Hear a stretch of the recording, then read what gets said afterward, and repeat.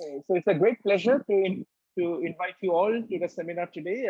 And our speaker today is Teresa Bautista, who is known in one way or another to almost to many of us. And she's going to talk about Timelike Liouville theory, which she was working on during her PhD days, and further she has developed it further. So let's hear about this very mysterious quantum gravity theory from her today. Over. Thank you. Yeah, thanks. Thanks so much for the invitation, and thank you everyone for being here. It's really a pity I cannot be there in person, but who knows, maybe in the future. Yeah, so I'll be talking about this work I did on Timelike Liouville. Indeed, I started working on this many years ago during my PhD, and I'm still working on it. Can be a sign that I'm very slow or a sign that it's very interesting. So this is about using Timelike Liouville theory, which is a conformal field theory, to build a model of two-dimensional quantum gravity. But before I tell you about this, I wanted to share with you the group of my fantastic collaborators. So you all know Atish. Well, I don't know if all, but probably most of you know Atish, who's now at ICTP. Rod, who also spent some time in India, is now a postdoc at MIT. Matej, who is a postdoc in Prague, the Institute of Physics. Dio Aninos, who is a Royal Society Fellow and a colleague of mine at King's College.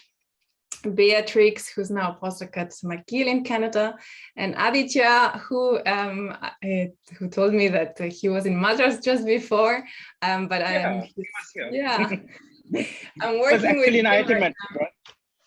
Yeah. So he was telling me about the plays and everything. So yeah, I'm working with him right now on some boundary Timelike Liouville, and hopefully I'll be able to tell you a little bit about this later. And so I'll start with the motivation of the work. So consider the Euclidean path integral for gravity. In the conformal gauge, we write the metric G mu nu in terms of the conformal factor omega, and then some fiducial metric H, that's partly fixed. And then in the path integral for gravity, we need to integrate, among others, over this conformal factor omega. And then here is let's say the Einstein-Hilbert action in this conformal gauge. And then when we can observe that the kinetic term for the conformal factor, the field omega, comes with this additional minus sign here. So this is a problem because this piece would give an unbounded Gaussian, so an infinite, a divergent integral. One way to go about it, we could think, okay, then instead of integrating over real omega, which is what we would expect, maybe we rotate the contour of integration and we integrate over imaginary omega. But then this term here, which is the cosmological constant term, mu is the cosmological constant, and this e to the d omega comes from the square root of g. Then if we make omega imaginary, then this piece becomes complex, the action becomes complex, and again, we don't really know how to do the integral. So it isn't clear what is the proper definition of a path integral for gravity. This is one of the problems for it. And this is a well-known problem, this minus sign kinetic term, since the late 70s. Now, one good thing about this wrong sign kinetic term is that it's a feature that appears in all dimensions. And so in this sense, it is convenient to focus on two dimensions, because there actually we can use diffeomorphisms to fix this fiducial metric h mu nu completely. And then we only need to integrate over the omega conformal factor. And so this problem becomes singled out. So it's a good toy model, let's say.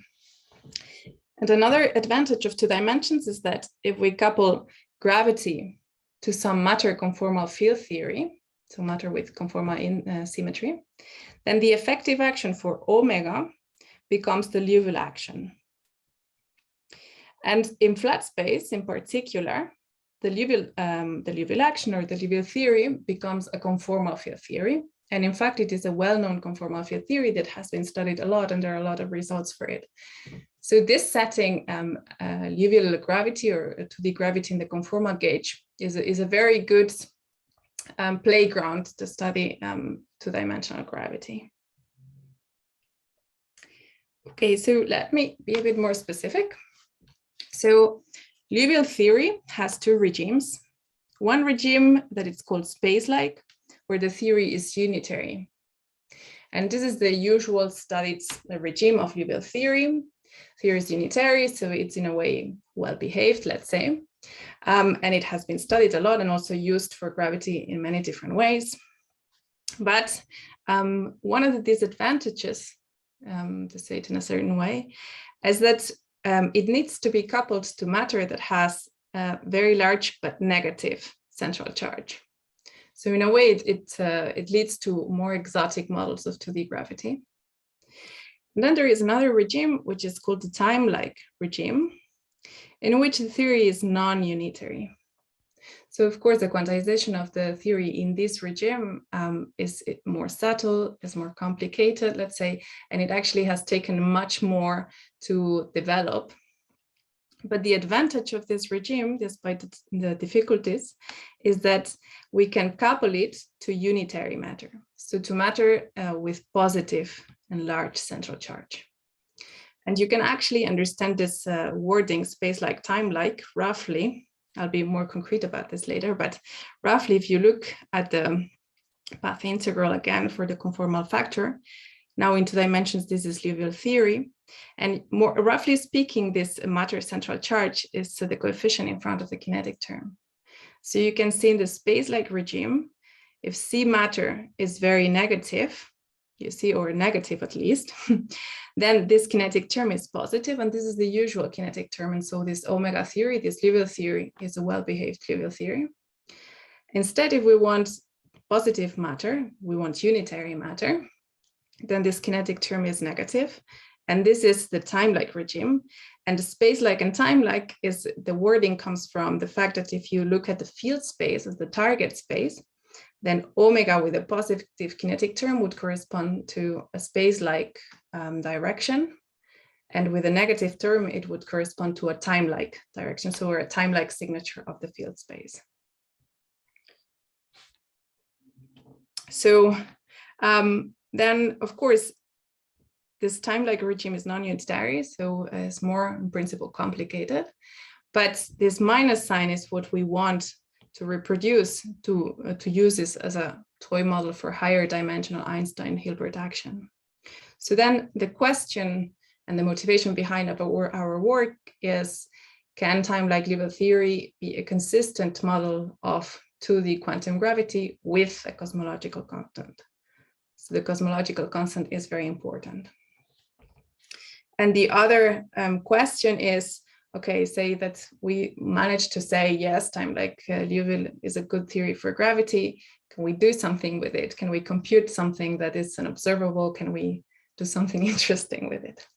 So these are the two questions behind the work that we've done. And so let me just right away tell you what we've done and the results we obtained. So in the direction of replying to the first question, so as I said, time-like Liouville is non-unitary, has taken much longer to understand it, but actually recently, the past 5 years or so, there was some progress in understanding time-like Liouville theory from the conformal bootstrap approach. So no gravity, but as a conformal field theory. And in particular, people identify which is the right 3-point function and the spectrum of states that one needs to obtain a crossing symmetric 4-point function. So this was very good.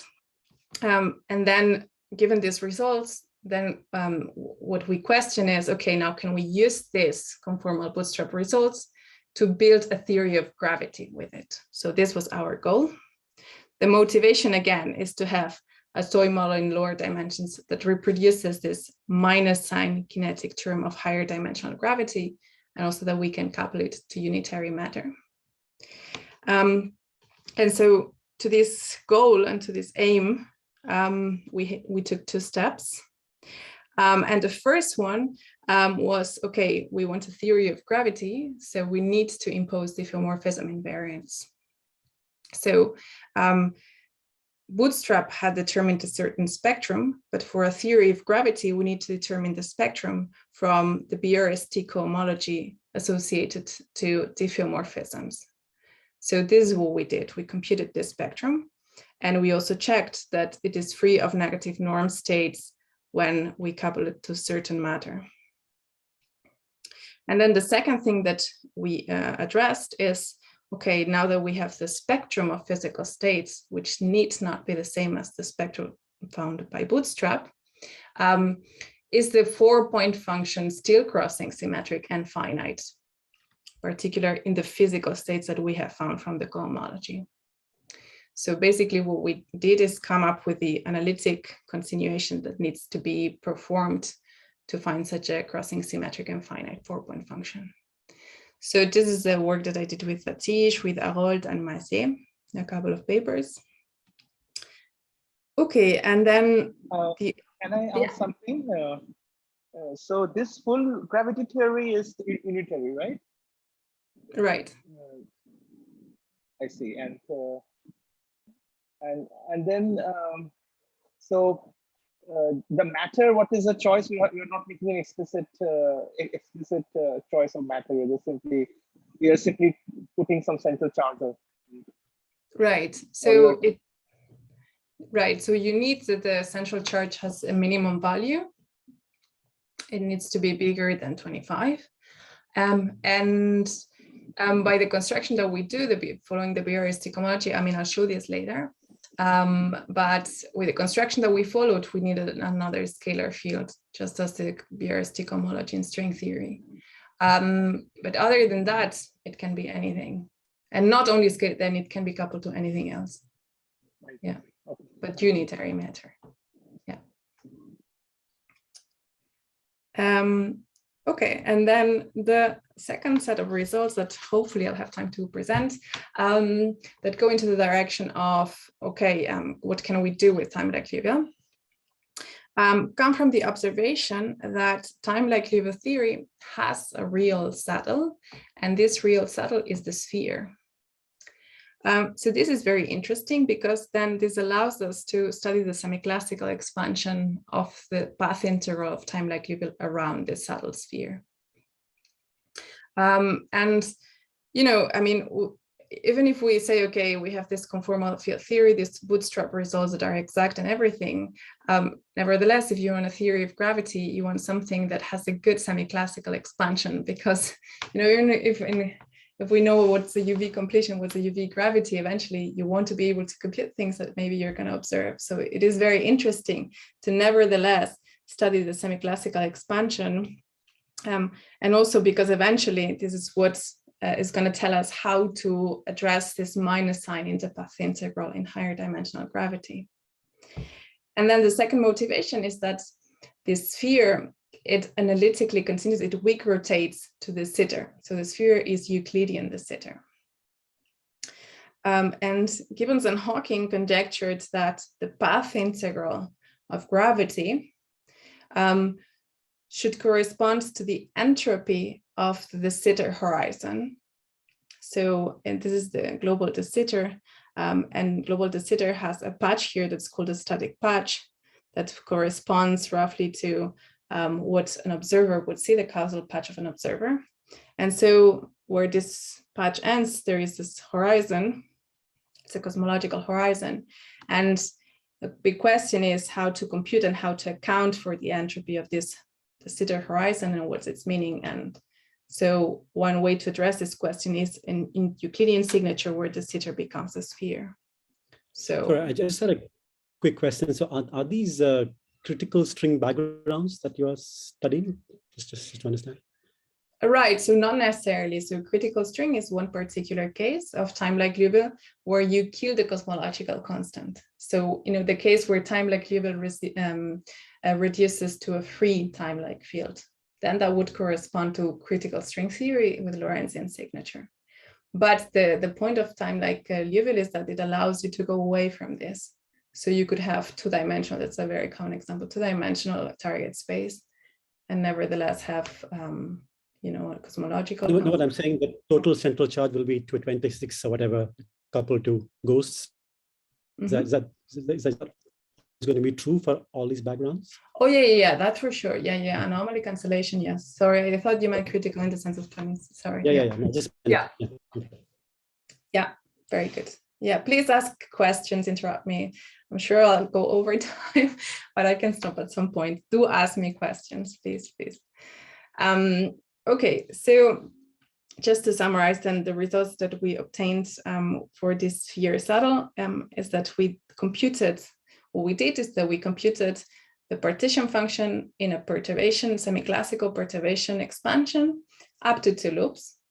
And what we concluded is that it does have a good semi-classical expansion and that there is a very non-trivial cancellation of the UV divergences of each order. And then another conclusion of our results is that we came up with a proposal for an expression for the partition function or the path integral on this sphere saddle to all orders in the semi-classical expansion. So hopefully I'll have time to show you these things later. Okay, so now this concludes my introduction. Now you also know the results, so if you don't think this is interesting, you can go. So this is the outline. I'll start with a long introduction about Timelike Liouville and Liouville gravity, because some people have seen it billions of times, some people have not seen it ever. So it's always good to start from the basics. And then sections 2 and 3 we'll go into the direction of our first set of results. First, I'll review these bootstrap results of Timelike Liouville CFT.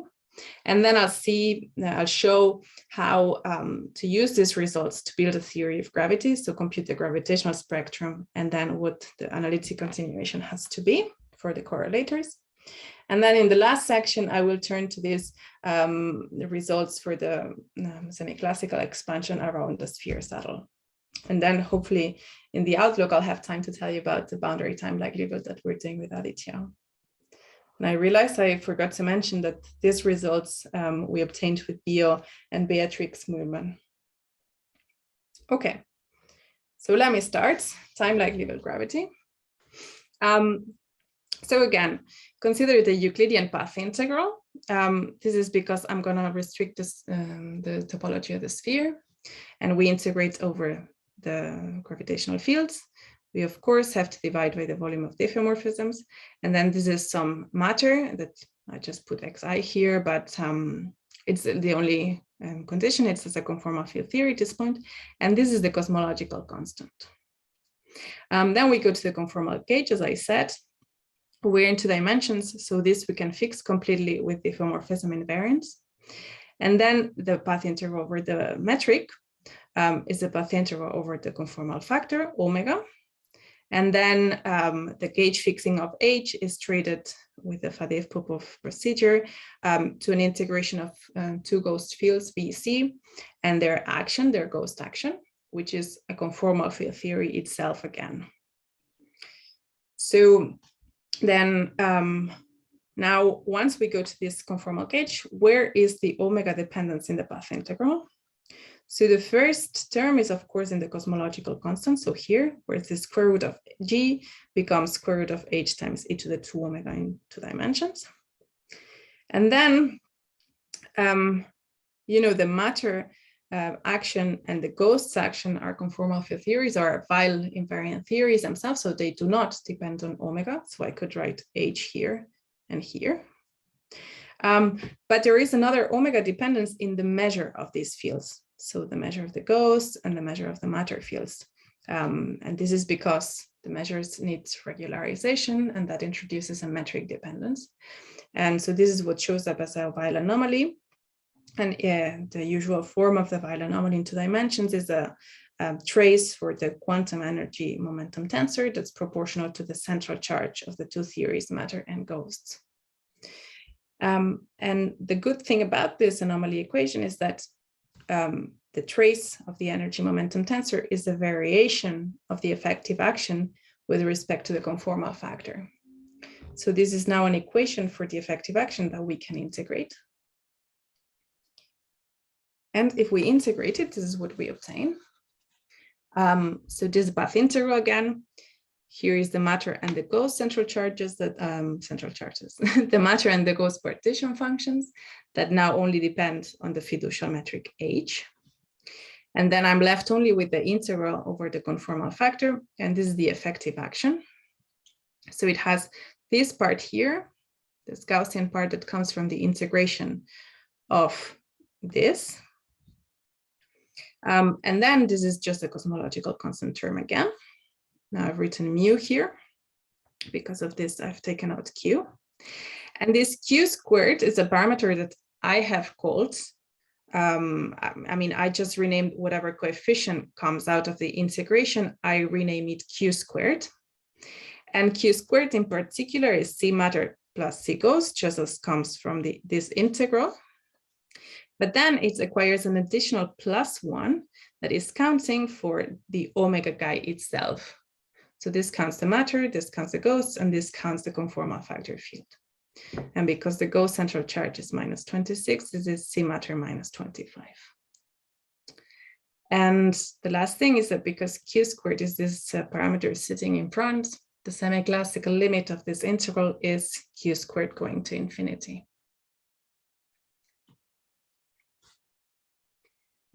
Okay, now this is the effective action. And now we want to canonically normalize it because we have this Q squared sitting in front. So we simply rename Q omega with a different field that we call chi. And the action that comes out just simply of this relabeling is the Timelike Liouville action. So again, it has some Gaussian part with a linear term in the field, the kinetic term. And now this Q is sitting now here inside, and in the Liouville nomenclature, this is called the background charge. And this is the cosmological constant. And now here, this should be e to the 2 chi over q. And I've introduced a new parameter instead, beta, and I'll come back to this in a second. And again, it is Timelike because of this minus sign of the kinetic term, because this is a Lorentzian signature target space. But this also suggests that we can actually weak rotate in field space. So we can do a weak rotation of this time field direction to a Euclidean or a space-like direction phi. So if we do this analytic continuation, of course, the kinetic term becomes positive. But then because we want the rest of the action also to be real, typically, we can also analytically continue the two parameters, q and beta. And then the action is real. And we land in space like Liouville. So this is the standard action of Liouville theory. Now this is good. This relates to regimes, but this analytic continuation only works at a classical level. It does not work for the whole quantum theory. And I mean, unluckily, because of course, if it did, then we would know how to solve Timelike Liouville theory. And so that's why this regime has taken much longer to understand. Sorry to interrupt. Why doesn't it work exactly?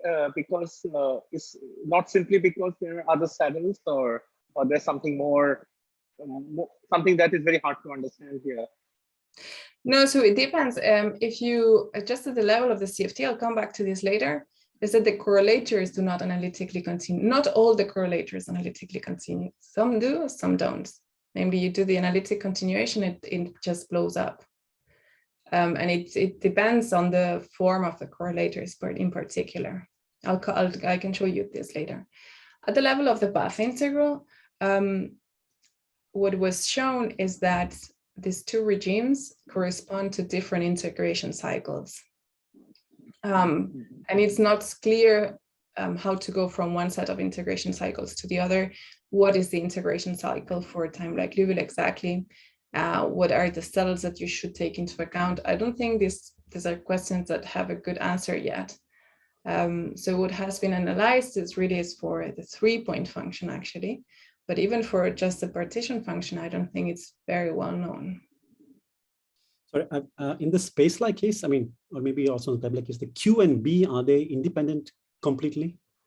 No, very good. I'll come to this in a second. No, they are related. Very good. Yes. So Q and B are related, just as Q and beta are related. And I'll just come to this in a second. Very good questions. Before that, let me just tell you another couple of things about Liouville theory. The first one is that it has a residual Weyl invariance or residual gauge invariance. So we start with a physical metric, and now we have relabeled it like this: chi over q is the conformal factor. And of course, you can shift chi, and you can do a Weyl transformation of the fiducial metric H in such a way that this cancels. And this leaves a physical metric invariant. So of course, this has to be gauge. And in the particular case where we fix H to be the flat metric, then this Weyl transformation becomes conformal. It's a conformal transformation on flat space. So that's the origin of the conformal invariance of Liouville theory. And of course, then the anomaly, this Weyl anomaly under this transformation becomes the conformal anomaly. As a conformal field theory, you can compute the central charge, and it has this form 1 minus 6q squared. The 1 is quantum, and it counts the 1 degree of freedom of the Liouville field. And this 6q squared is just the classical part, is that the stress tensor of Liouville classically already has this background charge there. And now you can we can check that actually this central charge, which is the conformal anomaly, because of this form of Q that I showed here, it is such that C matter plus C ghosts plus 1 minus 6q squared is equal to 0, which is anomaly cancellation. So anomaly cancellation, total central charge equal to 0, has to be satisfied because conformal invariance in this theory is a gauge invariance, because it's a theory of gravity. So this is, of course, a constraint in the type of matter theories that we are going to couple in our Liouville gravity. And here is just a representation of in the complex central charge plane. Timelike regime would be here, where little q is real, and therefore central charge is smaller than 1. And this is then, I mean, this is typically negative, and therefore this has to be mostly positive. So we couple it to unitary matter. But instead, if we take little q to be imaginary, so large q real, then the central charge is mostly positive, which is good, but then the trade-off is the matter you have to couple it to is negative. Again, okay? So we're interested in this now. Then last thing is the primaries of this theory that are going to play a very important role are exponentials of the field.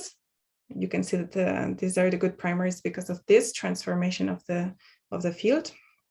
And their conformal dimensions take this form. This alpha q is the classical dimension because you see the charge here, alpha times this q of the transformation.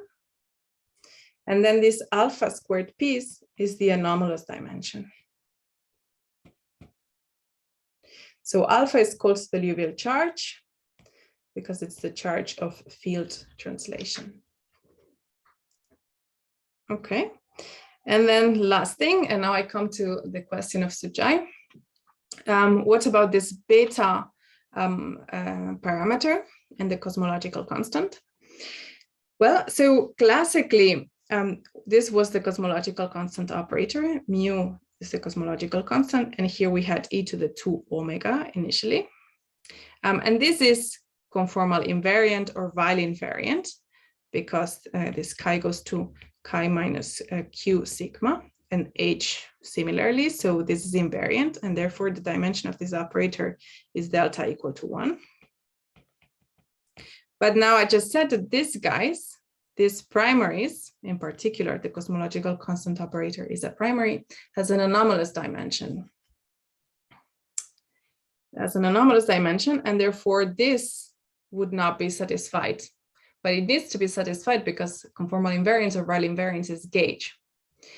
So then the way to go about it, a trick if you want, is that you introduce a new parameter beta. So now instead of 1 over q, as we had classically, we put beta here. And now the dimension of this primary, just like the formula that I just showed, is beta times q plus beta. And we impose that this is equal to 1 because we need this thing to be gauge invariant in the action. And out of this condition, we find the relation between q and beta, which goes like 1 over beta minus beta. In space like this would be 1 over b plus b. In the space-like regime out of the same argument, which is the question that Sujai asked. So they are not independent at all. And then the semi-classical limit, which was q going to infinity, equivalently is beta squared going to 0. So beta is our small parameter. And this is the semi-classical expansion that we did around the sphere. So beta squared small expansion. Very good. Okay, so before I go on, any questions about the introduction? Yeah, I have one. So you could actually dress any operator that has higher delta with a Liouville factor, right, and generate some more theories which have satisfied C is equal to 0, right? Exactly. So if you put another operator in the action,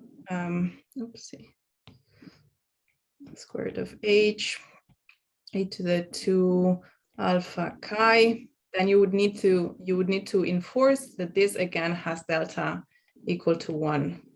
So that's invariant. And then you would need to dress this with something. Sorry, not chi, some other field.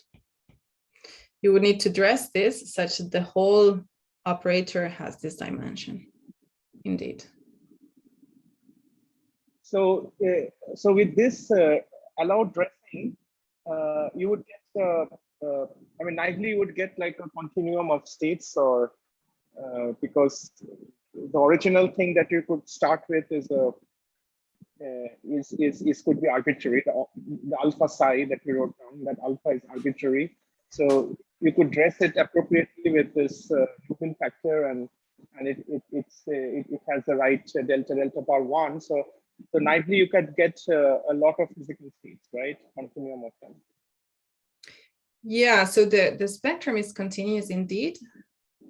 Of course, it has to be.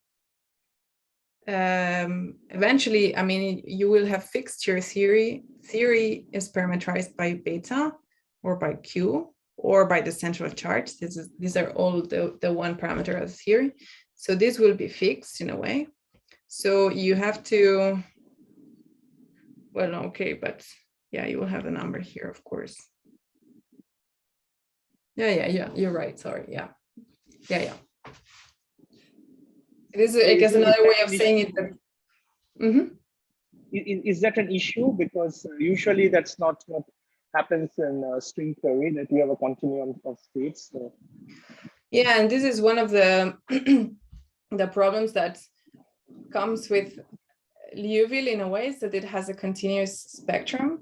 And this is not desirable for certain things, for example, for looking for discrete duals of this.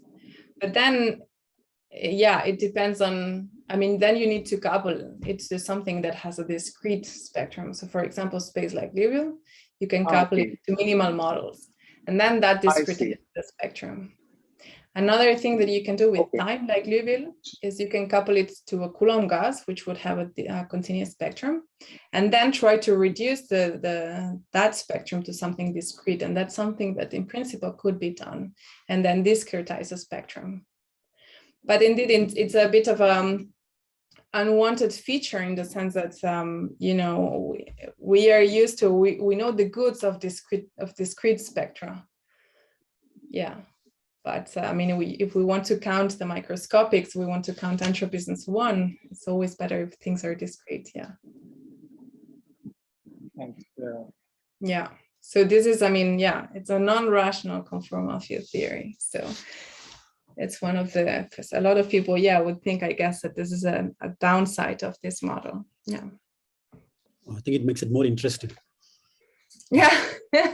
Yeah. Yeah. Of course, I mean, nothing is easy eventually, so you have to try to work with something. Okay. Sorry, could I ask something ill-informed question, because I don't really remember. There was an old paper of Spenta, Vardia, Sumit Das, and Sachi Naik about this regime long ago, and they had pointed out some problem with this theory. I don't quite remember what it was. Are you familiar with that? This was from the early 90s, from 91 or thereabouts. So I don't remember. I have definitely seen the paper in the past. I don't remember it now, so I cannot really say. But there have been several roadblocks in developing Liouville theory in the time-like regime. One of them was to identify the three-point function, because people were trying to obtain it from analytic continuation of the space-like, and that was diverging. They were saying, okay, it doesn't make sense. Then even when you can sort of render it finite somehow, it was not diagonal, in the sense that it was the limits when you take one of the operators to the identity, supposedly, does not give a two-point function that is diagonal in the two charges. So again, that was thought of, that was thought to be a signal that time-like Liouville was not a really good thing. But which CFT do you know that is not diagonal? Then it was understood where this was coming from, that why this was happening, and it is diagonal nevertheless. So the problem is how you take the limit. And then the other main problem is the spectrum, is how to determine the spectrum. And a lot of the the approach to this was with the mini superspace approximation, which had been very good for space-like, but for time-like it's very murky, it's not clear. It depends on how you take the parameters. And so, you know, going by the mini superspace intuition does not serve you very well in this regime. So I would imagine that one of the obstacles they were finding, that one of the difficulties or the inconsistencies they were raising were in one of these three directions, possibly, because those are the main ones. But I don't remember theirs exactly what I will definitely look at it after the talk and I can let you know. Thanks. Yeah, sorry. Yeah. There has been, I mean, even if the progress has been much slower, many people have looked at this regime. It's not like nobody had looked at it there, as I had here several references, and yeah, there are many more. So yeah. Okay, so now let me proceed to, I will definitely go over time. Is that? I'm going to. Yeah, sure. Not an issue. Yeah, and okay. as long as people are staying, not an issue. Okay. No, I would put it the other way. People can go whenever they want. You know, absolutely, this is freelance, so people can leave whenever they want, because I'm a bit slow. So, okay. So now I've introduced you to how time-like Liouville appears in gravity. Now let's look at it from a bootstrap perspective. So just as a CFT, let's forget about gravity for now. And in the bootstrap, you know, you don't have an action.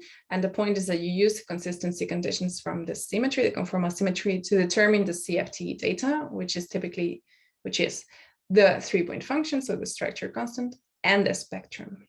Okay. So let's start with the spectrum.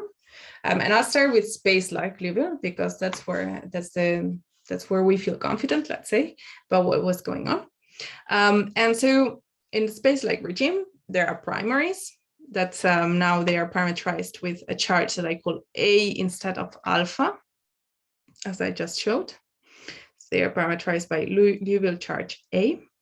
And then their conformal dimensions are A, Q minus A. So this is Q is the charge for space-like. So this is like the analytic continuation of what I just showed for time-like. And then, since in this regime, the Liouville central charge is bigger than 1, we know that the theory is or can be unitary at least. And therefore, we can demand that conformal dimensions are positive. And if you impose this restriction on this expression, you get that A, which is what parameterizes your primaries and therefore determines the spectrum, can take two different ranges of values. One, it can be real from 0 to Q.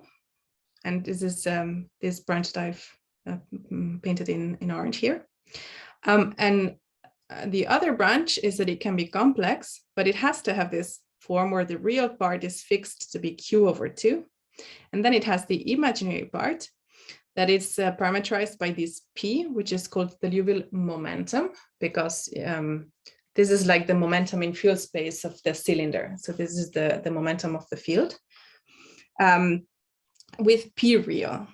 So this is this branch over here. So Q halves and then P over the whole range, let's say. So there are these two branches.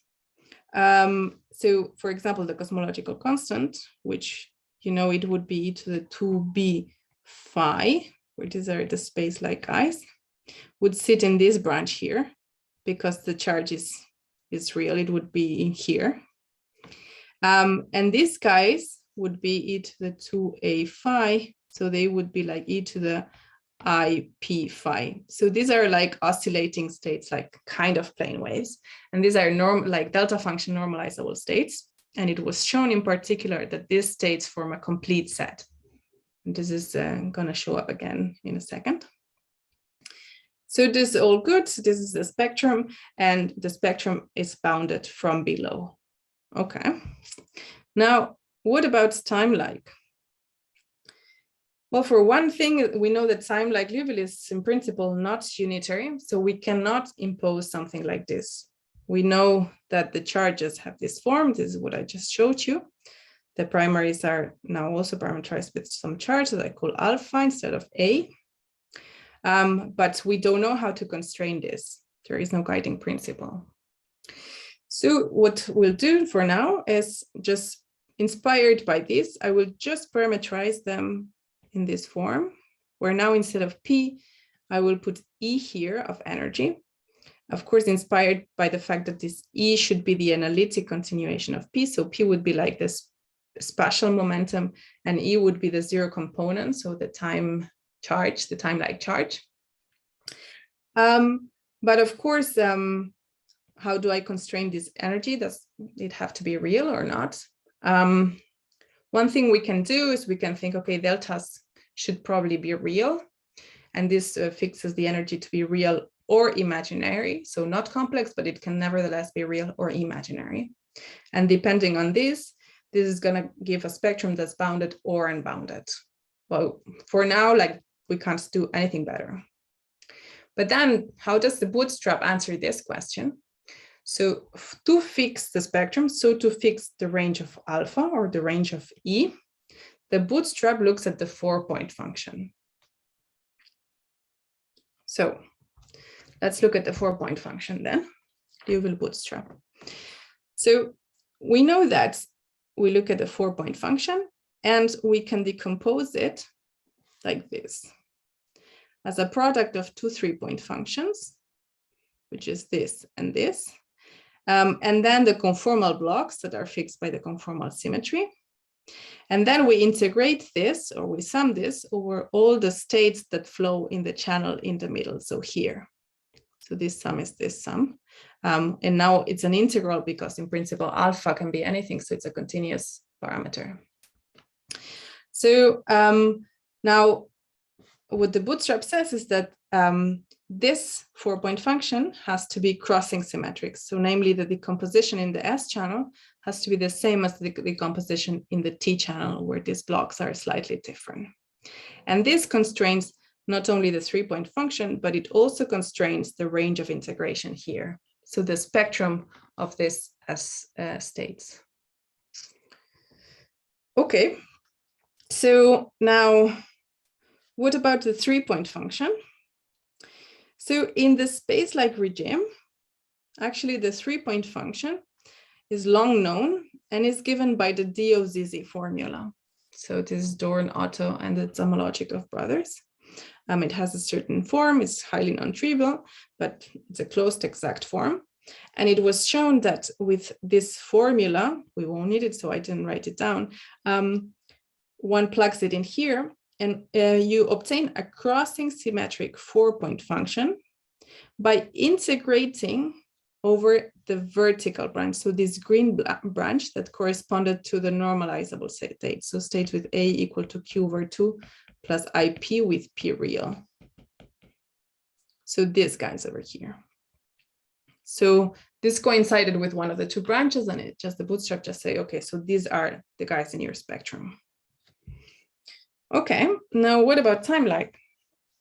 Well, one of the first roadblocks, as I was saying before, was to determine the 3-point function. And this was like found around 95, and this took about 10 years longer. The main problem was that people were trying to obtain this by analytic continuation from the OZZ, but that was not working because it diverges. The reason is that there are some Jacobi theta functions relating the two that when you put beta to be exactly real, then they diverge. And so how to go about it?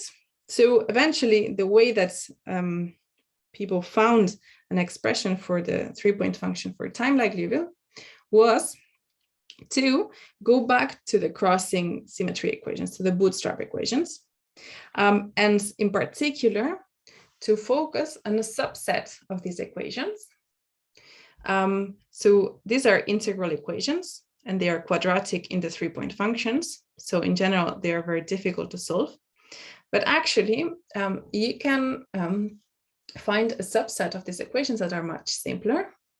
And this you can find by putting one of the external states, say alpha 1, to be a degenerate operator. If for those who don't know, don't worry about it, this detail is not important. It just so happens that there are one particular type of operators. They're called degenerate operators. And the point is that these guys have very simple fusion rules. So if I put a degenerate here, then they fuse here only to very few internal states. And this is very good because it means that this integral is then simplified to a sum, literally a discrete sum over very few numbers.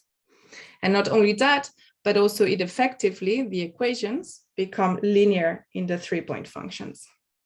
So we reduce these equations to a finite set of equations or relations that in particular get this form over here. So they are shift equations. So you can see here alpha 3 plus beta compared to alpha 3. And here on the right-hand side, this is given by some product of gamma functions. So these equations are much easier to solve. This was due to Teschner. Sometimes they are called Teschner recursion relations. And in particular, the DOZZ formula obviously solves them in the space-like regime. And so the way to find the 3-point function in the time-like regime was to find an independent solution to these equations. So eventually, there is only these equations in the space-like regime only have one solution. It's the DOZZ. In the time-like regime, they also only have one solution. And this solution is this expression here. This is the Timelike Liouville structure constant. Was found by these people. The details are not very important, so I just put it here so that you can see a little bit what it looks like, but it's not so important. So here you can just see the mu, the cosmological constant. This is just some normalization. Of course, it depends on beta, Q, and the charges, but more important is this part here. This is the part that's really solving the equations, and this is just normalization. And it's given by these upsilon functions. They are related to gamma functions, but they are more complicated. They're given in terms of Barnes double gamma functions and whatnot. Sorry, but this seems a lot like the Dawes formula. So we're saying there's no simple relation between the two? It looks a lot like that, but it's not exactly the same, and they don't continue to each other. It's a bit actually the inverse of the Dawes formula. Because what's interesting, you see, is that these upsilon functions, they don't have poles, but they have simple zeros. And so in particular, so the zeros of these guys, which are the poles of the 3-point function, you see the zeros are at certain when the argument of these functions has a certain beta multiples. So this 3-point function has zeros for each of the alpha i's taking values on these discrete sets that only depend on beta. Now, you see that the zeros for each alpha do not depend on the other alphas. And this is actually very important for for something that I will need for later. While the DOZZ actually has these guys in the denominator. And so for the DOZZ, the poles of the DOZZ involve combinations of the different alpha charges. And this makes a big difference, actually. But also for the analytic continuation is just not the analytic continuation of the other. I mean, it involves epsilon functions, just as the OZZ eventually, because they both have to be solutions of these shift equations. So, you know, they have to both involve functions that give these gammas under shifts. But then the arguments are very different, actually. Yeah, very good. Okay, so now good. So now, okay, we have this 3-point function. Then what? What about the spectrum? So these 3-point functions, as I said, they found it as a solution to this subset of the bootstrap equations, the Teschner recursion relations. But now one has to check that they satisfy all of the bootstrap equations, not just this subset. So all of the crossing symmetry equations. So we need to go back to these equations. We now can put the 3-point function in them because we have found this solution. So it should solve all of the crossing symmetry equations. Otherwise, there is no Timelike Liouville. But then, of course, now the remaining thing to find out is what is the spectrum of integration. So what is the spectrum of Timelike Liouville? And so this also took another 10 years. And this was done by Sylvain Ribaud and Raul Santachiara by 2015, so another 10 years, more or less. And so basically one needs to check what to integrate so that this is finite and crossing symmetric. And so for that, you basically need to look at the behavior of the integrand. So the integrand, you first look at the poles. And it turns out this integrand has poles on the imaginary energy axis. So, okay, then you say, okay, so if the imaginary axis has poles, then I integrate over the real axis. But it then happens that the integrand diverges on the real axis if you just integrate over the whole axis. So it diverges at the energy is going to plus and minus infinity. So then what Sylvain and Ribaud and Santachiara concluded was that you had to integrate over the imaginary axis to have something finite, but you have to shift epsilon, small epsilon away from it so as to avoid the poles. So they determined that the contour of integration and therefore the spectrum was given by imaginary energies. And this they showed numerically, that it gives a crossing symmetric 4-point function. So this was good because, okay, now we have a crossing symmetric 4-point function. There is Timelike Liouville CFT. It's a consistent conformal field theory. But now these are imaginary energies. Now the question that we have to ask is this the spectrum of 2D Timelike Liouville gravity? Because of course, you see, these are imaginary energies. This branch is the same as the space-like Liouville branch. So how come the two regimes have the same energies? Is this a good thing? Is it good to have imaginary energies for a theory of gravity? So to answer this question, this is what we addressed by imposing diffeomorphism invariance and computing the BRST cohomology. Sorry, but is there any analog of the discrete states?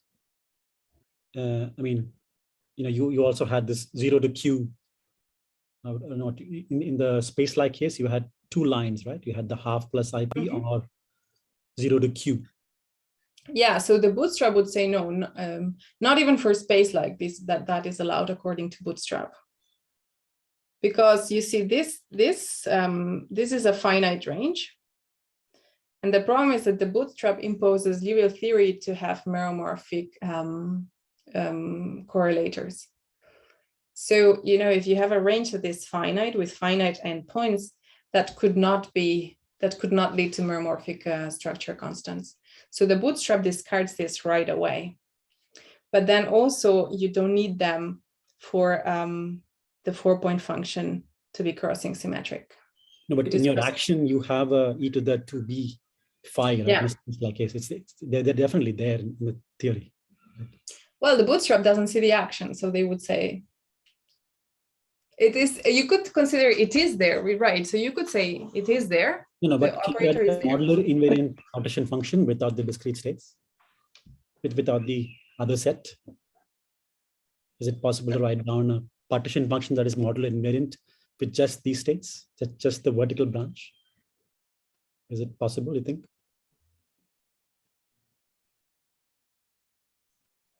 So for space like Liouville, I would say so. Just for the CFT, yes.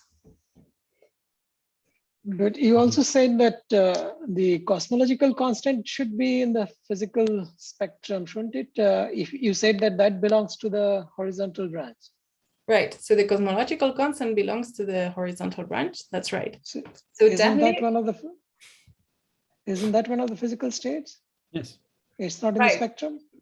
Yeah, exactly. And that was the big problem for gravity for a long time. And that was one of the big questions we had at the beginning, because how is it that, I mean, from a theory of gravity, you write your action, obviously this operator is in the action. How could it not belong to the spectrum? And the bootstrap tells you it doesn't. Doesn't mean that the operator doesn't exist. It's just not in the spectrum. So the a bootstrap person would tell you this operator is not something I'm going to observe.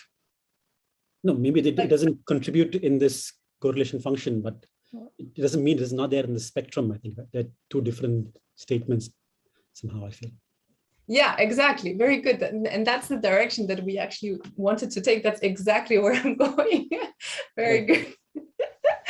Yes, you have anticipated exactly where we were going.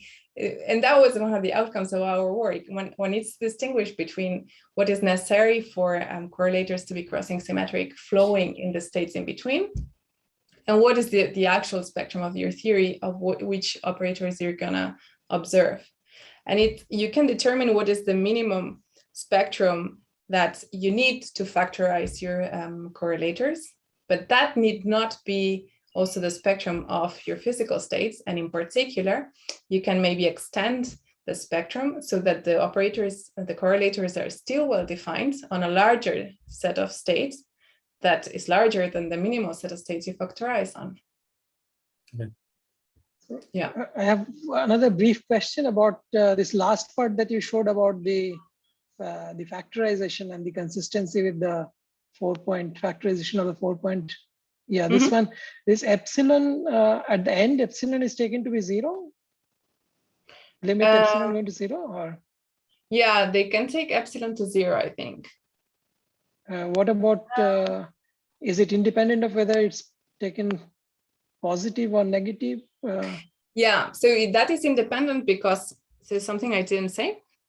Very good, which is that Liouville theory actually does not, there is a halving of the spectrum in that you should only take energies positive or energies negative. At least in space-like is definitely well known, because in space-like you have a potential that is the exponential potential, right? V of phi is e to the 2b phi. And then this exponential potential, what it means is that you have the states that come in, and then they bounce off this exponential potential and come back.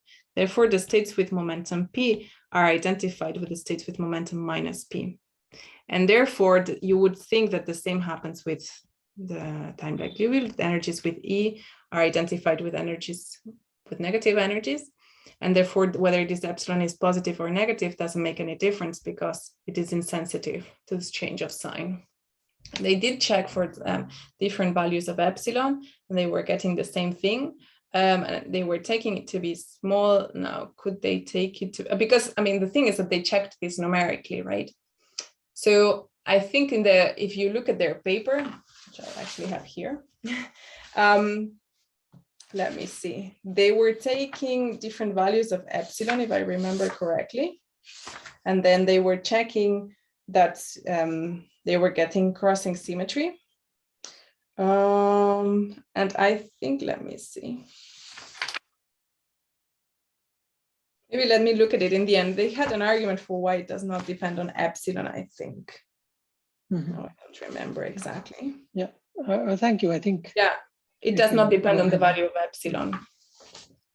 They definitely had the argument, but I don't remember now. But yeah, so it does not depend on epsilon. Thank you. Okay, so now Bootstrap says imaginary energies. Now, what about gravity? So this is what we did with the BRST cohomology. And maybe what I'll do, since I'm already ahead of time, I'll skip this part. If somebody wants to know the details, I even have extra slides about this, so I can go over it at the end. But let me just give you the punchline, which is that we computed this BRST cohomology. And what we found eventually is that the states in the cohomology have to satisfy such a condition, which is the on-shell condition, which is basically L naught equal to 0. And from this, in this condition, you can see, so this is the L naught of any CFT you're coupling your gravity to. And then this is the equation for E. And these guys are also parts of your matter CFT. And so the spectrum that's determined by the BRST cohomology is not only imaginary energies, but also real energies. So it's the spectrum, say, compatible with diffeomorphisms is larger than the spectrum that's determined by the Bootstrap. So maybe I can just give an example. So imagine that your Timelike Liouville is coupled to free scalars. So say 26 free scalars. Then this L naught would just be the number of excitations of the, let's say, of 25 of them. And then we would have their momentum.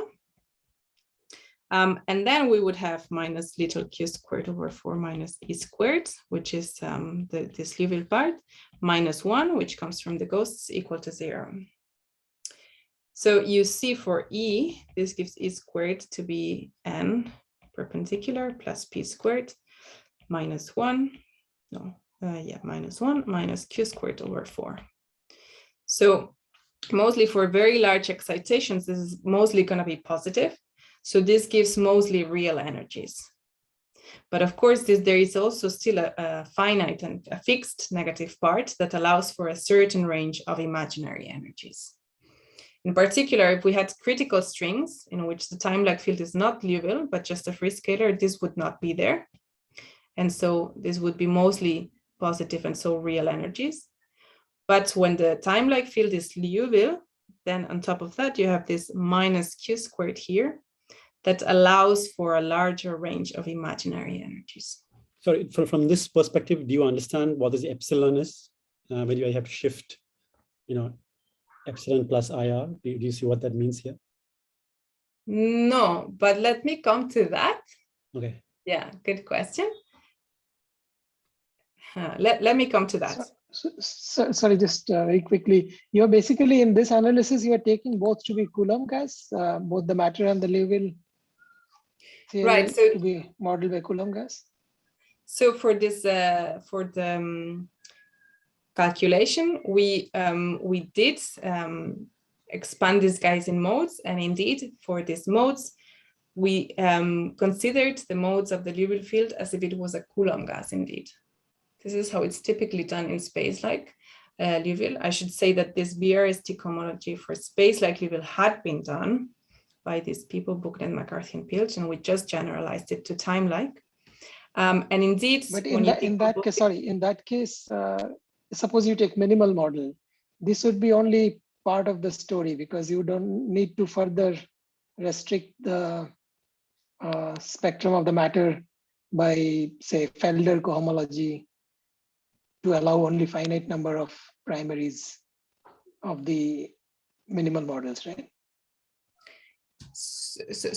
Can you repeat the question? As in the case of why would- space-like, not space-like, I mean the usual non-critical string theory of the 90s, the number of primaries of the matter is much smaller than what you'd get from a naive Coulomb gas, that is a scalar coupled to the background charge, right? Right. So in that case, yeah, you're right that, yeah, let me see if I didn't say it. In that case, you would do a Felder reduction of the Coulomb gas to a minimal model. And you would probably see that your spectrum is reduced by that, and you only would have a discrete set of states. Yeah. So is there something more needed in this analysis also? No, I don't think so. I would say that this analysis would be like the starting point for that if you want that. Yeah. So for the minimal models, you would do it like this, and then you would restrict your spectrum further by restricting this Coulomb gas that you use to define light cone coordinates, restricting this to be the field of a minimal model. But in a way, this is more general because it accounts for a general Coulomb gas. Yeah, that I agree, yes. Okay, so maybe I didn't understand the question. No, what I mean is that you may require the physical states that you get through this process may require further reduction to a much smaller set, as it happens in the case of these non-critical strings, right?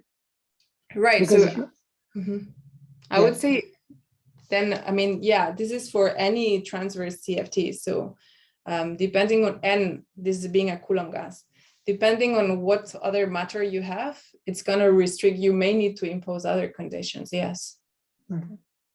So you write that, I mean, yeah, this construction is based on the use of this Coulomb gas. So you are assuming that your matter has this guy here. But this can be completely general. So you may need to impose something else. And in particular, if you don't have this Coulomb gas to start with, then you would need to reduce this further. But so I think a little bit the point here is to at least see whether the BRST cohomology was agreeing with the bootstrap that real energies were not allowed. That was the big, because also the bootstrap people were saying, no, real energies are not allowed. So, and this was a big surprise from gravity, because you would expect real energies, right? So, yeah. So this is in the spirit of this is not so much to determine a particular spectrum, but to determine what is the general range of energies that you would expect. In particular, do we expect real energies? And I agree with you that if you had particular models with, for example, models with a discrete spectrum, you would need to reduce this further. And for example, this is one example where this regime would be definitely constrained by this. So these endpoints would be constrained by this. Thank you. Yeah, thanks. Okay, then, so we did check, we were careful that there are no negative norm states in the resulting spectrum. And this actually follows from the unitarity of your matter sector. But let me not go into the details now. If you want, we can definitely discuss this later, but we did check that. Sorry, I have a very stupid question here. It is a very nice question. So you just said that all these things with imaginary energy should be there to satisfy the bootstrap, right? Now suppose if you have a discrete spectrum which satisfies this no-host condition or this on-shell condition, and then how do you easily see that you can have a closed OP within these things? Yeah, so that's where we're coming. Or a general way of posing your question, I guess, would be that the bootstrap spectrum and the gravity spectrum seem to be different, or at least not coincide exactly. So now, what about the OP? What about the correlators? is the 4-point function still crossing symmetric? Or because now we need to allow for real energies in general, do we need to analytically continue the integration contour? What happens with the OPs, for example? So this was the question. What is the prescription to analytically continue the bootstrap 4-point function to real energies? So then to understand this analytic continuation, I just go back to QFT, good old time QFT. So we understand it there first. So go back to lambda phi 4 theory, and we're trying to compute the usual 4-point function. And now K is say the energy of the external guy, E is the energy of the internal guy. And so this is the diagram corresponding to this 4-point function at one loop. And we're integrating over real energies, and the poles are at real energies also. So this is a problem because there are poles in the integration contour. So this is divergent, and we don't know what to do. And what do? We say, okay. Sorry, I have a very, very naive even before this. So when you're even before that, I don't understand the analytic continuation completely, because you don't have all the E in your spectrum anyway, right? It's not like it would be a discrete sum. Suppose you have a matter sector, which is a minimal model. Shouldn't that be a discrete sum of E in the imaginary case? And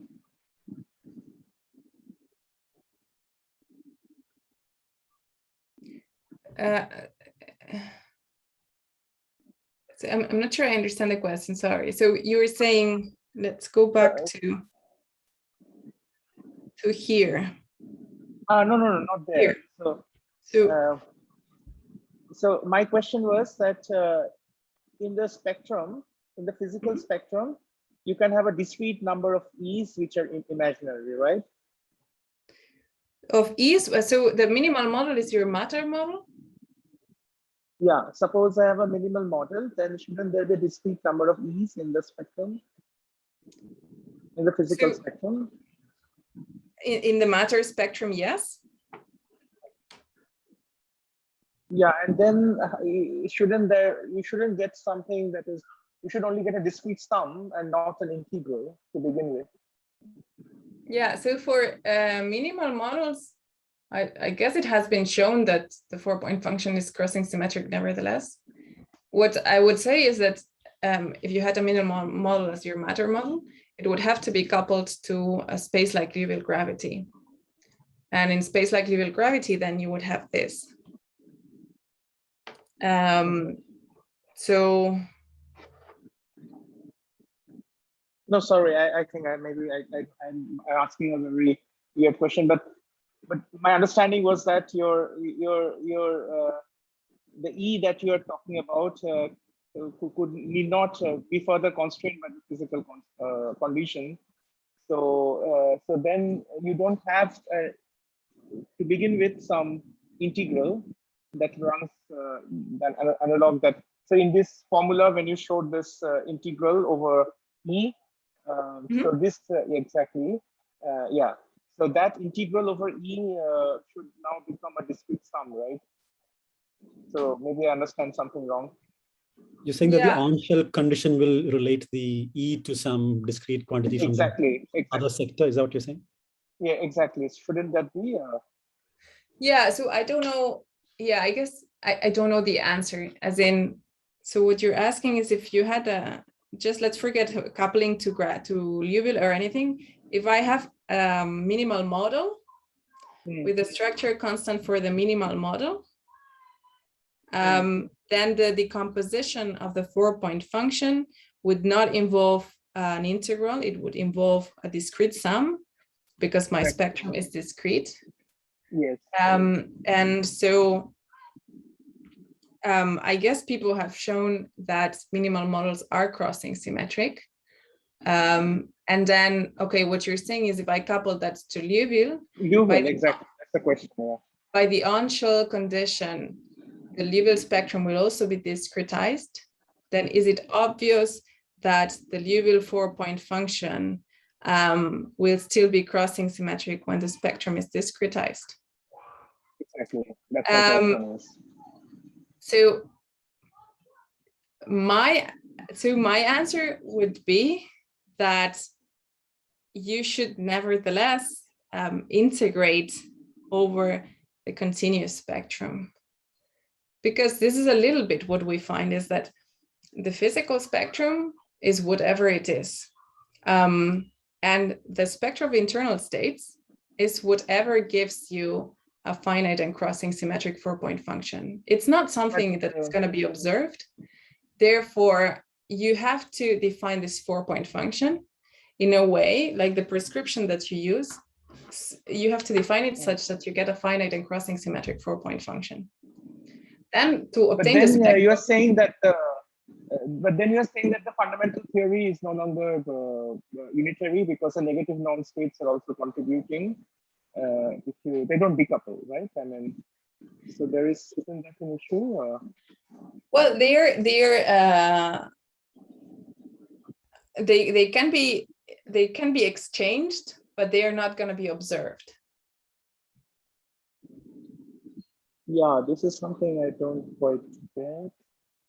Yeah. If you put the no-ghost theorem, it's been like in a gauge theory, right? You can show that they won't contribute to the amplitude. I don't understand what is the problem, Ayan. Okay, anyway. In the internal line, you could have. Yeah, in the internal line, of course, you could have some of these things. Okay, sorry. Okay, I understand now. Okay, sorry. Thanks. But the main point is that if you integrate over E, you will always find crossing symmetry. I mean, that's a claim that you're making. Okay, thanks.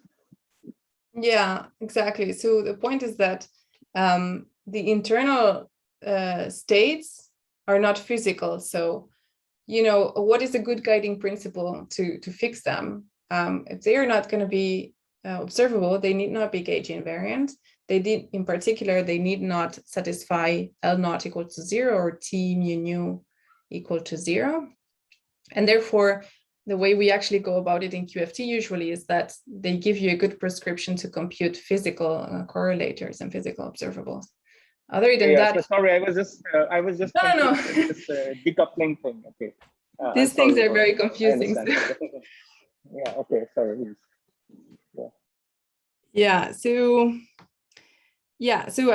This is where we were, and so indeed, so here this is a 4-point function.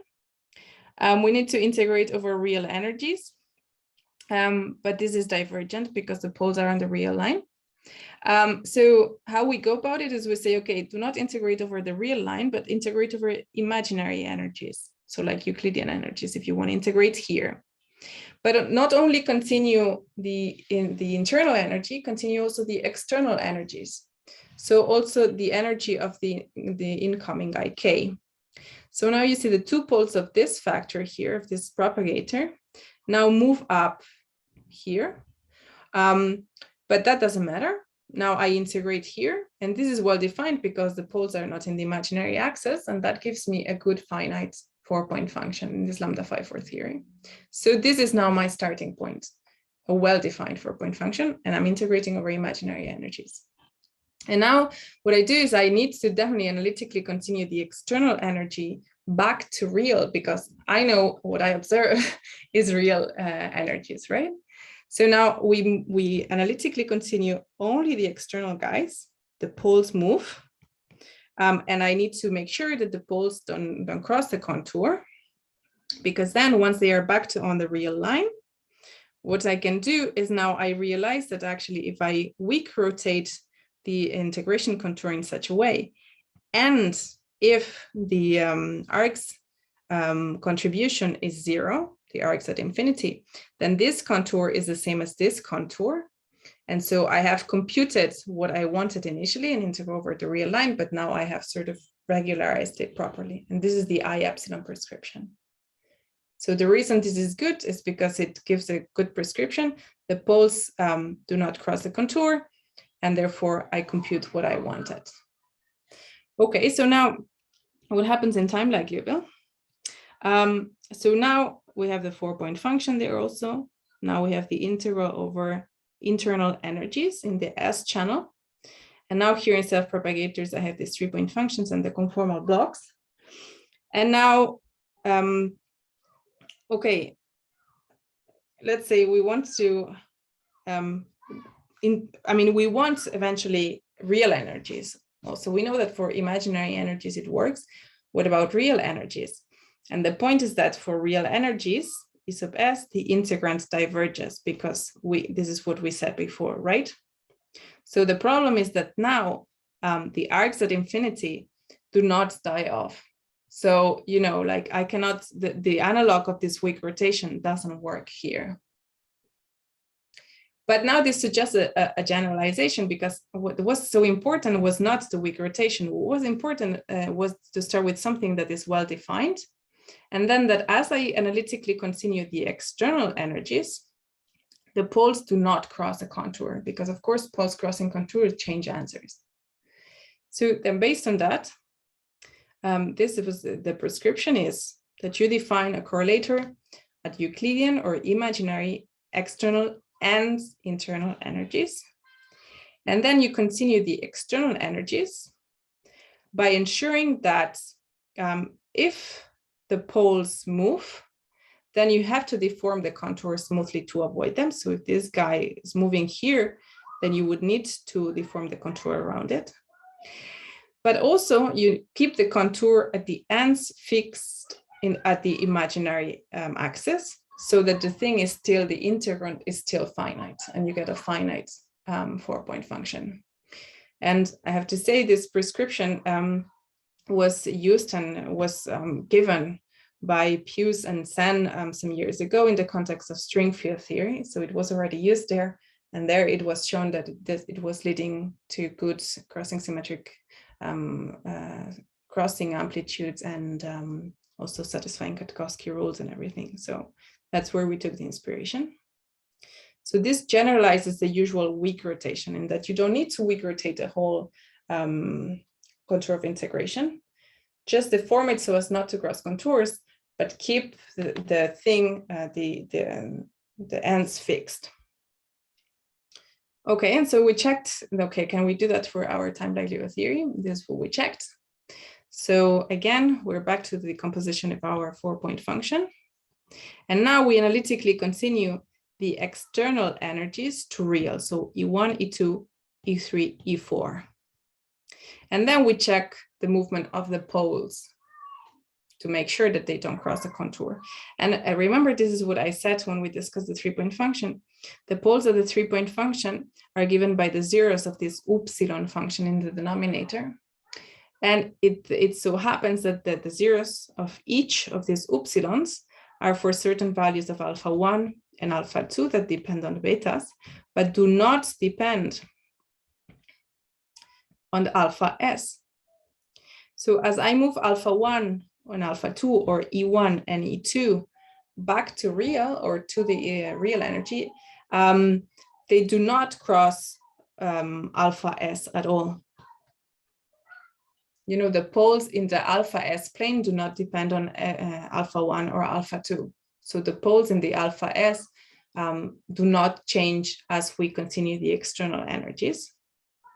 So this is a huge simplification, because it simply means that the simple analytic continuation of the external energies of the Ribot-Santachiara correlator already gives a 4-point function that is crossing symmetric on all the physical states of the gravitational theory. So what we have to do is one can keep their integration contour along the imaginary axis. You analytically continue the external energies, and that's all you have to do. It's not going to change because the integration contour is unaffected. And this suggests, as we were saying before, this distinction between internal and external states, in that the internal state is what's defined by in this case, by the bootstrap, and is defined by giving a good prescription and a good starting point 4-point function that's crossing symmetric and finite. And just like QFT, this might be virtual states that you will not measure. And then external states, which is what you would measure, and that you would, for which you need to ensure gauge invariance. as some of you anticipated. Yeah. Okay. So this concludes this first part. Do you have any questions?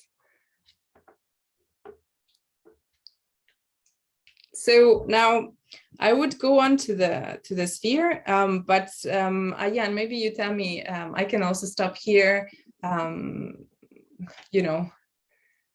Yeah. Okay. No, I mean, you could perhaps 5 minutes or something, maybe then. Okay, I can try to. Or we can have another talk from you, a second part of the talk, if if it is longer. We can repeat it another day, and then no problem. And we can have a second part of this talk. Yeah, I'm happy to give another talk. I mean, this is I just have 4 slides now, so this second part is much faster. But okay, then let's have it. Yeah, okay. Then we can. I can understand if people are tired. No. I mean, we can. I mean, depending. I mean, if it would go on for how long do you think it will take then? So like 10 minutes or so. Or? Yeah, maybe 10 minutes okay. is a good Okay, estimate. sure. Then definitely. Let's go. Okay. So yeah. So now these were sort of, let's say, exact results. And now, okay, it seems that we can build quantum gravity from Timelike Liouville, at least at the level of these unintegrated correlators. And now another question is, okay, what do we do with this theory? I mean, it's good if it exists, but then what? And so it's good to one way to start is to look at its semi-classical expansion. And this observation that Timelike Liouville has the sphere as a saddle is very interesting because we can study the semi-classical expansion around the saddle. So I just wanted to start with showing you that the sphere is indeed a saddle. And just very quickly, so again, this is the Timelike Liouville action. And now we're going to fix the fiducial metric h to be the sphere itself. Upsilon here is just the square radius of the fiducial metric. Then we just compute the equation of motion. It is what it is. And you can check that constant field or constant solution is a solution to this equation of motion. So if you take chi to be a constant, you see this part is 0, and then you just have to fix chi so that this is equal to 0. In particular, it's a logarithm of the cosmological constant. Now, because the fiducial is the sphere, and the metric g, the physical metric, is just e to the 2 chi c times the fiducial metric, and this is constant. Basically, the solution in terms of the physical metric is again another sphere with a different radius, but is a sphere.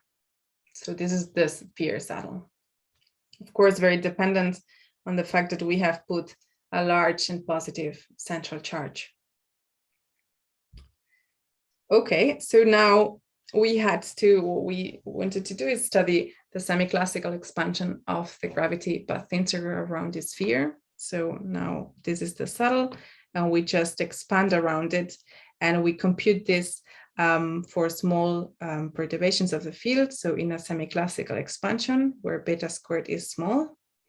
And so this one has to take into account several technicalities. The first of which is that, of course, you need to fix diffeomorphisms. And this we partly fixed by going to the conformal gauge. But in the conformal gauge, there is a residual gauge invariance, which when the fiducial is the sphere, it corresponds to the global conformal group in 2 dimensions. So the volume of this residual invariance is infinite. And so this needs to be dealt with, of course, it needs to be regularized. But the best way to deal with it is actually to fix the gauge further. So we fixed it to the conformal gauge, but then let's fix it even further so that this volume goes down to the volume of SO3, which is SO3 is a subgroup of SL2C. This is finite. And so then we just need to do gauge fixing down to this. So for this gauge fixing, we can actually fix part of the Liouville field because under this residual gauge invariance, this is the conformal invariance, the field transform, as I showed at the very beginning. So we can fix part of the field with this residual gauge fixing. And in particular, we fixed the, we can do an expansion of the field on the sphere like this. So we expanded on real spherical harmonics, and the indices are L and M. M goes from minus L to L as usual. And so we fix the three modes with L equal to 1. So with M minus 1, 0, and 1. So this fixes out of the 6 parameters of the SL to C transformations, we fix 3 of them. And the 3 remainings are the 3 of this SL3 that we do not fix. So then after this gauge fixing, we need to compute the Fadeev-Popov determinant. And it's interesting because this determinant actually gives an additional factor of Q squared sitting in front that goes to contribute to the partition function on the sphere. And it also has the first semi-classical correction here with this 1 over Q squared and the quadratic modes. So then we just need to integrate. So this is the path integral over the Liouville field over the perturbations. This is the saddle point contribution. This is the gauge fixing, or this is the Fadeev-Popov determinant that I just showed. These are the 3 Dirac deltas that fix the L equal to 1 modes to 0. And then this is the expansion to quadratic order around the saddle, quadratic in the field, let's say. But actually, sorry, no. So what I keep here is terms that are quadratic in beta. So I want to go to the first beta square correction around the saddle. So I need to keep terms up to the field to the 4, so quartic terms in the perturbation. Okay, and so you see that there is a Gaussian part, and this is like a mass squared, a mass term. And then there are like interactions, so cubic and quartic interactions. So one has to do this integral. And so here I have listed some details, but let me maybe just point to 3 main things. First of all, this, which is the fact that, I mean, how do we deal with the fact that here we have a minus sign? I mean, how do we deal with the fact that it is time-like? And so for this, once we have decomposed it in all the modes, basically, these are just like, at least this part is like Gaussian, and then these are expansions around the Gaussian.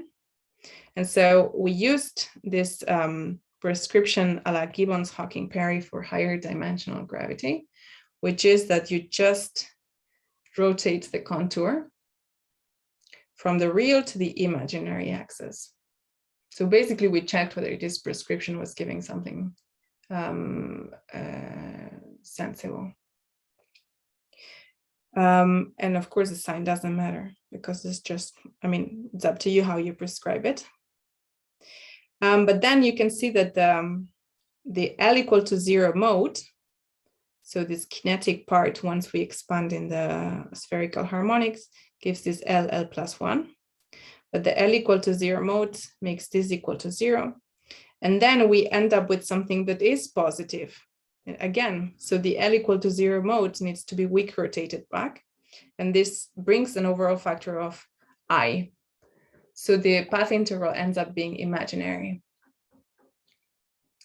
And then the last point is that the interactions here, this can be computed, but because we have cubic, squared, and quartic interactions, we have 3 different vertices or 3 different diagrams, not 2 different vertices, 3 different diagrams to compute. The first 2 are logarithmically divergent, but they cancel with each other exactly.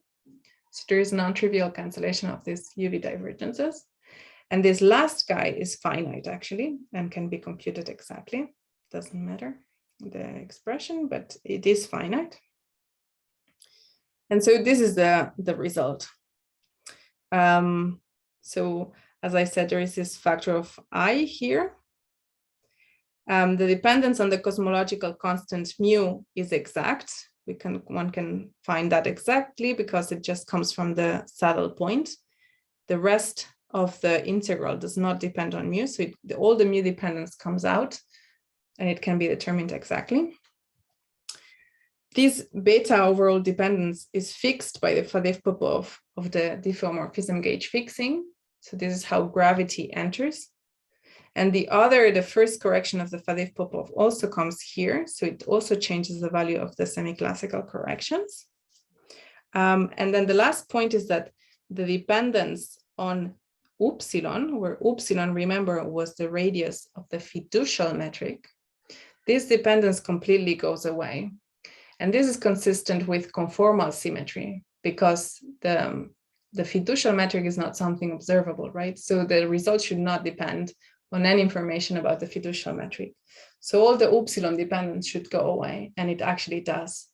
So it seems that the semi-classical expansion is consistent with conformal symmetry. So yeah, this I have a basic thought about this computation. So is this really Z naught? Because you fixed more than what you usually do, right? I mean, you fixed chi 1m equal to 0. So is it really Z naught or is it something else? I mean, I was wondering if I didn't have any insertions, it should be 0 because of the infinite volume, right? So to make it to finite volume, is this really the partition function, or is it? Right. So it should not be only Z naught actually, because I'm just doing it for the sphere. So actually, so this would be the partition function around the sphere. So yeah, that's one point. But what you are asking is, shouldn't it be 0 because the volume is infinite? Shouldn't I fix something to prevent it? If you had a single insertion, then you would get this residual, symmetry somehow. But you're saying with no insertions, I didn't understand what does it mean to gauge fix more. What does that mean really? So this is not 0. So indeed, this volume is infinite. Yeah. This is not 0. It is finite because there is an infinite factor in the numerator, which is coming from here, which is a consequence of the fact that your action is invariant under this residual gauge invariance. So you actually have an infinite over infinite. I see. Sorry, I missed that. Okay, I see. Yeah, no. So it's not trivial to see it. I mean, as in, is the usual thing that we are overcounting here, and we are overcounting by an infinite factor. Right. Okay. Thank you. Yeah. So yeah, the conclusions of this calculation were indeed that it does have a good semi-classical expansion around the sphere saddle, and in a way that seems to be consistent with conformal invariance. And then by comparing this to the 3-point function, actually we could give a proposal for this partition function to all orders. But okay, maybe I keep this for an outlook if somebody is interested.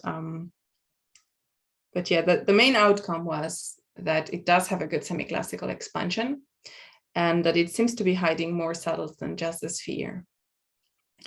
So yeah, let me just. But finally, you had an I in front. Yeah. So you need to further analytically continue to get a real partition function? I wouldn't say so. I would say it is imaginary. I see. Yeah, because okay. Once you have integrated, what do we analytically continue? I mean, this is in terms of the parameters of the theory beta, which is real, mu, which is real. This is some UV cutoff that comes out of regularizing the measure, so the Gaussian. And this is the matter and ghost sector. It can be what it can be, but it doesn't depend. It is all such that the anomaly cancels. And the outcome just seems to be imaginary. If you want to get something finite, like in the supersymmetric Liouville case, for instance, my collaborator Jan Trost has computed the elliptic genus of a supersymmetric Liouville theorem, and that's something finite. There's only to regularize, but you have to define the theory on a torus essentially. So if that's possible here, you could try to see what you get there. You'll get something nice. You don't need to regulate anything. So if you get equals to Timelike Liouville, you can compute the elliptic genus and see if you get something nice. Yeah, that would be good to do some independent calculation of also at all orders. Yeah, I mean, of course, we had to take this prescription that I said here. It is a prescription. And as such, you could say, okay, I can do it some other way. The good, say, guiding principle of the prescription is that it gives something that seems to be consistent with conformal invariance. In that, for example, the cancellation of UV divergences, this is something that you would expect because we have used the relation between Q and beta for this expansion, right? So we have used that Q is 1 over beta minus beta. And this was the relation that we needed for the theory to be, like for the cosmological constant operator to be gauge invariant. So it would have been really bad if we had found that this needed further renormalization. But you see, this follows from conformal invariance, and by using this trick in a way, we have renormalized the theory. And with this prescription, we get something that's consistent with it, besides the fact that all the anomaly, the upsilon dependence also cancels. So from that sense, it seems to be a consistent prescription. Now, I don't know, what is the meaning of this overall factor? It's not totally clear to me. I think that, so some of the interesting questions now. Yeah, in the previous slide, for example, you have, which you didn't show us, you tried to connect with the CFT data by taking the correlation function by differentiating with respect to the cosmological constant, right? Exactly, so, So if doesn't that come out to be imaginary when you take the derivative? Yeah, very good. That's actually interesting because from the Timelike 3-point function, that is actually, you would conclude that the partition function on the sphere saddle is 0. I see. Then instead, you can look at the space-like 3-point function, so DOZZ, and analytically continue it to Timelike. So do the analytic continuation. This actually works, this analytic continuation for this particular case, which already is a bit surprising. And then this analytic continuation brings this I here. When you expand it, when you take the semi-classical limit, but the analytic continuation itself, it does bring, so this thing here, if you integrate it 3 times with respect to d mu, has an overall I. So, then to make contact with this, if you take the semi-classical limit and we compare it to what we had computed, which is this, the difference is this factor here, which includes this I. Now, this is not really significant because the normalization, this I is the normalization of the DOZZ formula.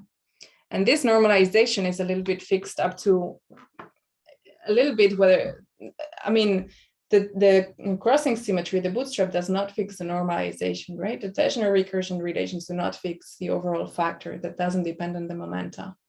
So people fix this normalization differently.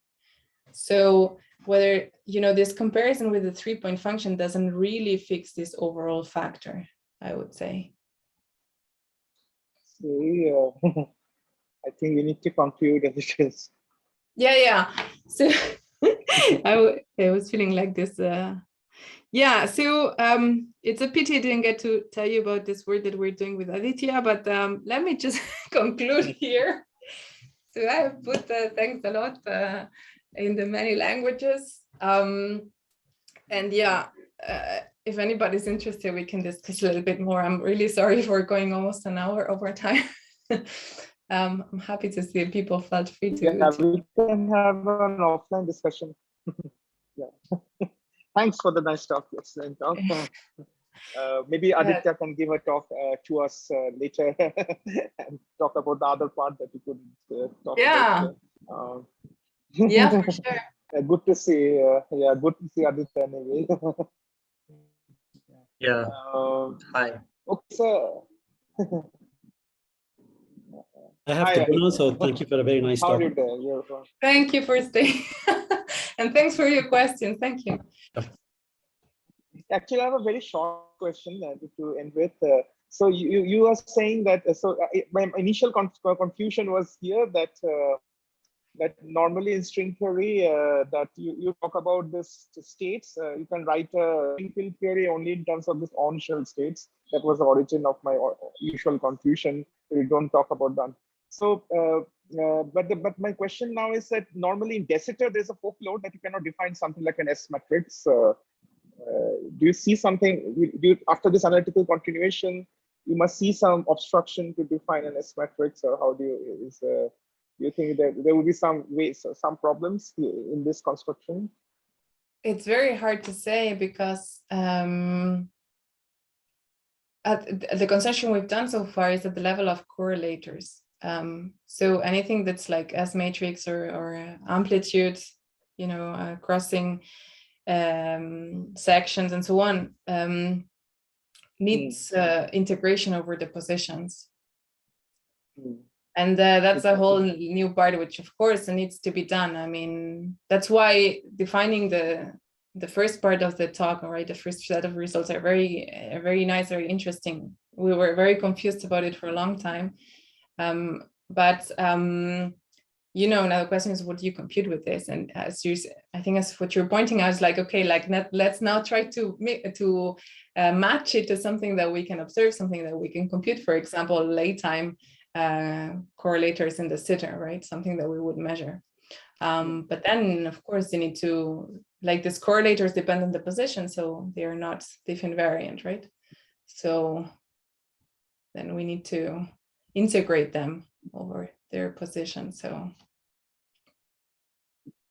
yeah, yes, I don't think we can know see how to define any observable in the first place. That's the right? How do you define any observable? Yeah. But so the sphere seems to be a good place to study these things. First of all, I mean, there is all the symmetry, and it does have the subtle, so the semi-classical perturbation seems to work well, so that is good. And then there are also a lot of nice things, which is that this analytic continuation, for example, these things that Dio has been teaching me lately. So the analytic continuation to Lorentz in the sitter. So depending on how you do the analytic continuation, you land in different patches of the sitter spacetime. So maybe this can tell you, about the different quantization, because so you can land in global de Sitter, or you can land in the static patch of the sitter, which is what an observer would actually observe, like the causal patch of any inertial observer in a de Sitter universe, right? And then if you want to define something like S matrix or something that, eventually one can observe or relate to observables, it seems it will be more natural to match it to things in the static patch. So maybe the sphere has something to say about it. I don't know. Just saying the words, but I really have nothing to say, to be honest. Other than it looks and it sounds interesting, but yeah.